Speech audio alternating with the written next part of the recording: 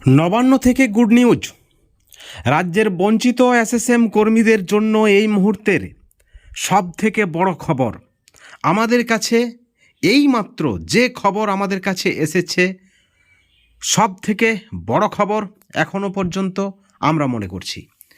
প্রথমে আপনাদেরকে জানিয়ে রাখি, জুলাইয়েই জিও এই খবরটা কিন্তু এসেছে এবং সেখানে যদি বড় কোনো ধরনের অঘটন না ঘটে তাহলে আপনাদেরকে সর্বপ্রথম বঙ্গবার্তা ইউটিউব চ্যানেলের পক্ষ থেকে যে খবর আমরা দিচ্ছি, জুলাইয়েই জিও। আপনারা ইতিমধ্যেই বিভিন্ন খবর পেয়েছেন, কোথাও পেয়েছেন ভালো খবর, কোথাও পেয়েছেন আরেকটু ভালো খবর, কোথাও পেয়েছেন আরও ভালো খবর, কিন্তু নেগেটিভ খবর আপনারা আশা করি পাননি। প্রত্যেকটা সংগঠনের নেতৃত্ব একই বার্তা দিচ্ছেন, অর্থাৎ কোনো নেতৃত্ব জেনে বুঝে মিথ্যাচার অন্তত করবেন না, এইটুকু আমরাও আশা রাখছি। এবং একই সঙ্গে আমরা আমাদের নিজস্ব উদ্যোগে যে খবর পেয়েছি, জুলাইয়েই কিন্তু জিও হওয়ার প্রবল সম্ভাবনা রয়েছে।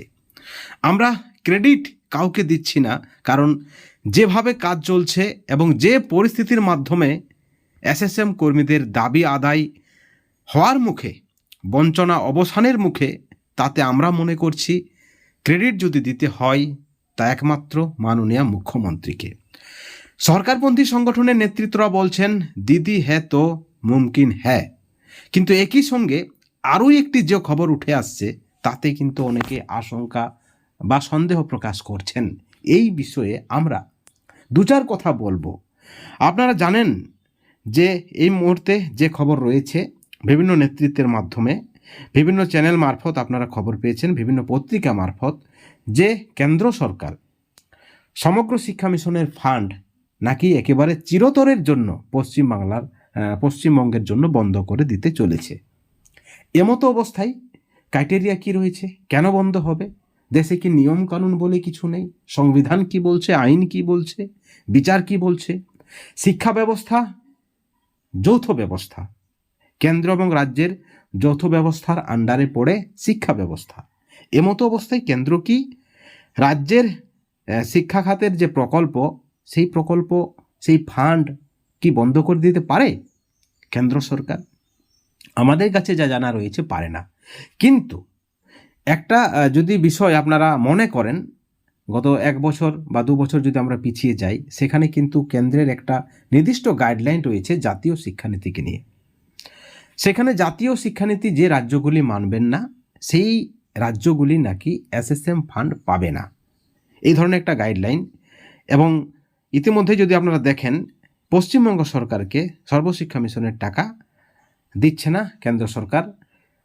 তৃণমূল সূত্রে যে খবর, সরকার সূত্রে যে খবর, 1500 কোটিরও বেশি টাকা আটকে রেখেছে কেন্দ্র এবং প্রায় 3 বছর ধরে সমগ্র শিক্ষা মিশনের টাকা দেয়নি কেন্দ্র। এমতো অবস্থায় বলছেন, যেখানে একটা চূড়ান্ত পর্যায়ের একটা আলোচনা, একেবারে সব কিছুই প্রস্তুত, ফাইল রেডি, সব কিছুই রেডি, মুখ্যমন্ত্রী চাইছেন সমগ্র শিক্ষা মিশনের বঞ্চনার অবসান ঘটাতে, কর্মীদের দীর্ঘদিনের দাবি ভাতা বৃদ্ধি, একটা উপযুক্ত পরিমাণে সাম্মানিক বৃদ্ধি, আবার কারো কারো দাবি 1-3-2024 নিরিখে স্লেব অনুযায়ী ভাতা বৃদ্ধি। সেই দাবিকে যখন সরকার মান্যতা দিতে চলেছে বা মান্যতা দেওয়ার চেষ্টা করছেন, সরকার একটা সদর্থক ভূমিকা নিয়েছেন, ঠিক তখনই একটা খারাপ খবর উঠে আসছে, যেবার সর্বশিক্ষা মিশনের ফান্ড চিরতরের জন্য বন্ধ।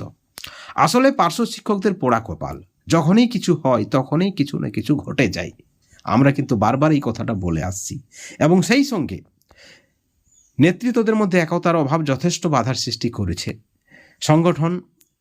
একটি সংগঠন আরেকটি সংগঠনকে অপমান করার, ছোট করে দেখার যে প্রবণতা, সেটাও কিন্তু আভ্যন্তরীণভাবে দাবি আদায়ের ক্ষেত্রে বিলম্বিত করেছে, যেমনটা আমাদের মনে হয়। যাক, এই কথাগুলি বলে লাভ নেই, আপনাদেরকে জানিয়ে রাখি যে খবর উঠে আসছে জুলাইয়ের মধ্যে জিও। এখনই আপনারা প্রশ্ন করবেন যে এখনই আপনি বললেন সর্বশিক্ষার ফান্ড বন্ধ চিরতরের জন্য, আবার কি করে জুলাই জিও? আপনারা নিশ্চয় মনে আছে 2018 সালের দুর্গাপূজায় রাজ্য সরকার কি পরিমাণে সাহায্য করেছিলেন দুর্গাপূজা কমিটিকে? 10,000, বর্তমানে প্রায় লাখ টাকার কাছাকাছি। অর্থাৎ সরকার ইচ্ছে করলে টাকা দেওয়াটা কোনো বিষয় নয়। আপনাদের নিশ্চয়ই মনে আছে 2016 সালের পুরো প্যানেল বাতিল করেছে সুপ্রিম কোর্ট। কিন্তু তারপরও চাকরি হারাদের পাশে, অযোগ্যদের পাশেই দাঁড়িয়েছে রাজ্য সরকার, অযোগ্যদের পাশেই দাঁড়িয়েছেন মমতা বন্দ্যোপাধ্যায়, রাজ্যের মানবিক মুখ্যমন্ত্রী।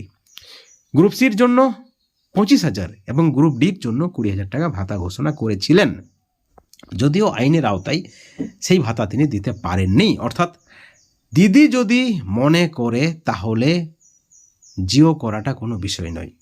সেখানে সর্বশিক্ষা মিশনের ফান্ড আটকে গেলেও সমস্ত এসএসএম কর্মীদেরই ভাতা বৃদ্ধি হবে। দিদি হ্যাঁ তো মুমকিন হ্যাঁ, যেমনটা দাবি সরকারপন্থীদের, সরকারের নবান্ন সূত্রে, বিকাশ ভবন সূত্রে আমাদের কাছে যে খবর, জুলাইয়ের মধ্যেই কিন্তু ভাতা বৃদ্ধির ঘোষণা হওয়ার সম্ভাবনা রয়েছে এবং জুলাইয়ের মধ্যেই কিন্তু জিও হওয়ার সম্ভাবনা রয়েছে। আজকের যে আলোচনা, সেই আলোচনায় আমরা যারা এখনও বিশ্বাস করতে পারছেন না যে পার্শ্ব শিক্ষক, এসএসকেএমএসকে, শিক্ষাবন্ধু সহ সমগ্র শিক্ষা মিশনের আন্ডারে যত সকল কর্মীরা রয়েছেন, যত ধরনের কর্মচারী রয়েছেন, তাদের সকলের ভাতা বৃদ্ধি হতে চলেছে, এটাই কিন্তু ফাইনাল খবর এবং সত্য খবর। আমাদের কাছে যে খবর রয়েছে প্রত্যেকের জন্য, প্রত্যেক বঞ্চিত এসএসএম কর্মী সকলের জন্য রাজ্য সরকারের ভাবনা চিন্তা রয়েছে ভাতা বৃদ্ধির, এবং সেই ভাতা বৃদ্ধির পরিপ্রেক্ষিতে হাই ভোল্টেজ একটা চূড়ান্ত পর্যায়ের প্রশাসনিক বৈঠক হওয়ার সম্ভাবনা রয়েছে।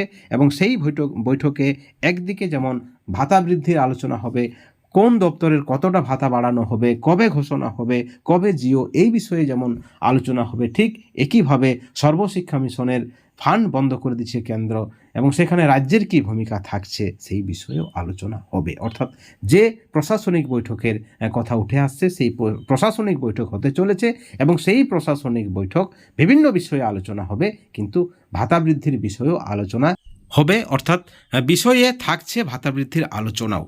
এখন প্রশ্ন, তাহলে চুক্তিভিত্তিকদের কি কাজ, চুক্তিভিত্তিকদের কি কর্তব্য? চুক্তিভিত্তিকদের কর্তব্য দিদিকে খুশি করতে হবে। অর্থাৎ দিদির বিরুদ্ধে বিষোদগার নয়, মুখ্যমন্ত্রীর বিরুদ্ধে কোনো ধরনের বিষোদগার নয়, কোনো ধরনের কুমন্তব্য নয়, কোনো ধরনের অশ্লীল মন্তব্য নয়। যারা অশ্লীল মন্তব্য করছেন, যারা মুখ্যমন্ত্রীর বিরুদ্ধে যে ধরনের ভাষা ব্যবহার করছেন, অর্থাৎ খারাপ ভাষা মুখ্যমন্ত্রীর বিরোধিতা করছেন, তারা কিন্তু নিজের পায়েই কুড়ুল মারছেন। আদৌ তারা চুক্তিভিত্তিক শিক্ষক, শিক্ষাকর্মী বা এসএসএম কর্মী, সেই নিয়ে কিন্তু আমাদের সন্দেহ রয়েছে। কারণ পরিস্থিতি আপনারা বোঝেন, আপনারা শিক্ষক এবং পরিস্থিতি যথেষ্ট বোঝার ক্ষমতা আপনাদের রয়েছে। অতএব আপনাদেরকে আবার অনুরোধ, দিদি খুশি থাকলেই জিও নিয়ে কোনো সমস্যা হবে না। এবং এই খবর আমরা পেয়েছি, আরও ডিটেলস আলোচনা রয়েছে, কিন্তু সব কিছু আমরা খুলে বলতে পারছি না বা বলা উচিত নয় বলে আমরা মনে করছি। তার জন্যই কিছু গোপনীয়তা। আপনারা অন্তত এই 1-2 মাস সরকারের তথা মুখ্যমন্ত্রীর বিরোধিতায় যাবেন না, আপনাদের ভালো হবে। এই ভিডিওর পরিপ্রেক্ষিতে আপনাদের মতামত, আপনাদের কোনো যদি প্রতিক্রিয়া থাকে, অবশ্যই আপনারা আমাদের চ্যানেলের কমেন্ট সেকশনে কমেন্ট করে জানাবেন। সকলে ভালো থাকবেন, সুস্থ থাকবেন। Thank you so much.